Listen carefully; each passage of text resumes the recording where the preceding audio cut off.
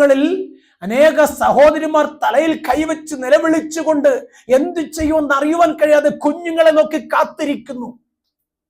എന്തിനു പറയുന്നു? പ്രശ്നങ്ങളും പ്രതിസന്ധികളും പ്രതികൂലങ്ങളും നിറഞ്ഞ ഈ ലോകത്തിൽ കുഞ്ഞെ, നീ നിന്നത് ദൈവത്തിന്റെ കൃപയാണെന്ന് തിരിച്ചറിഞ്ഞിട്ട് മഹത്വം ദൈവത്തിന് കൊടുക്ക്. നിന്റെ കരത്തിലെ പൈസയുടെ മിടുക്കല്ല, നിന്റെ ബുദ്ധിയുടെ സാമർഥ്യമല്ല, ദൈവത്തിന്റെ കരുണ കൊണ്ട് മാത്രമാണ് ഈ സന്ധ്യയുടെ യാമം നീ കണ്ടെന്ന് തിരിച്ചറിയാൻ ശ്രമിക്ക്. വളരെ പ്രതീക്ഷയുടെ പ്രഭാതത്തിൽ ജോലിക്ക് കടന്നുപോയ പലരും വഴിയിൽ പട്ടുപോയി.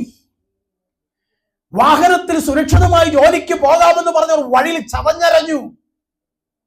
ദീർഘക്ഷമയും മഹാദയുള്ള സർവശക്തനായ ദൈവം ഒരനർത്ഥവും വരുത്താതെ ഈ സന്ധ്യയോളം കാത്തു പരിപാലിച്ച് കൊണ്ടുവന്നെങ്കിൽ എത്ര നന്ദി പറഞ്ഞാൽ മതിയാകും.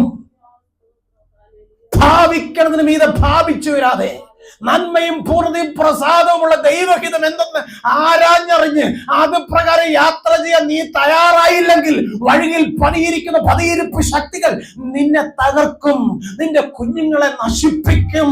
നിന്റെ ഭവനത്തിനകത്ത് സന്തോഷത്തിന് പകരം കണ്ണുനീരും നിലവിളി ഉയരും.